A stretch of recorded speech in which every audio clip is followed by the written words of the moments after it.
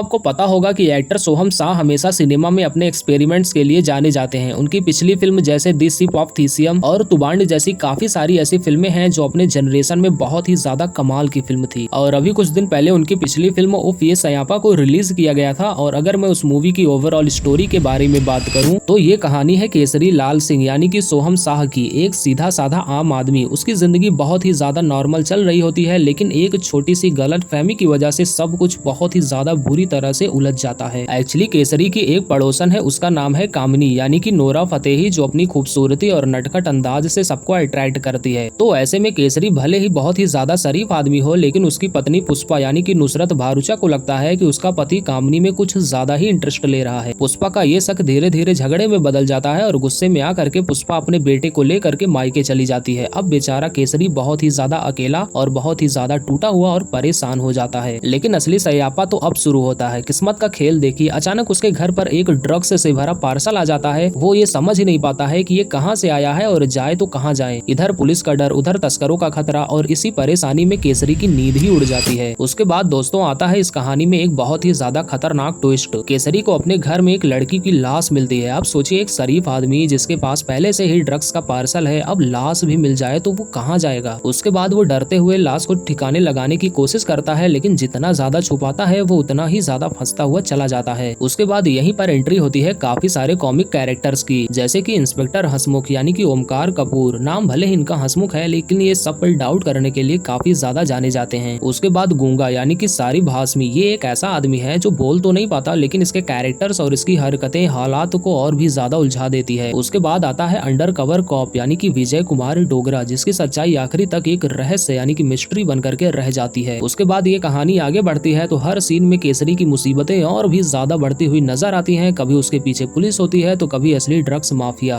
और कभी उसके पीछे कामिनी की मौजूदगी होती है तो उसके हालात यानी सिचुएशंस और उसकी गलत फहमियां काफी ज्यादा बढ़ जाती हैं। लेकिन इस पूरे सयापे के बीच ये मूवी ऑडियंस को काफी ज्यादा एंटरटेन भी करती है और काफी ज्यादा सस्पेंस भी क्रिएट करती है। कभी सिचुएशन इतने ज्यादा कॉमिक लगते हैं कि आप अपनी हंसी नहीं रोक पाएंगे, और कभी इतने ज्यादा खतरनाक लगते हैं कि अब तो केसरी गया काम से। तो दोस्तों अब यहाँ पर सबसे बड़ा सवाल यही उठता है कि क्या केसरी इस मुसीबत से निकल पाएगा? क्या पुष्पा को सच्चाई का पता चलकर वो वापस उसके साथ खड़ी हो जाएगी? और क्या लास्ट में ड्रग्स पार्सल और लाश का असली राज क्या है, ये सारी चीजें पता लग पाएंगी या नहीं?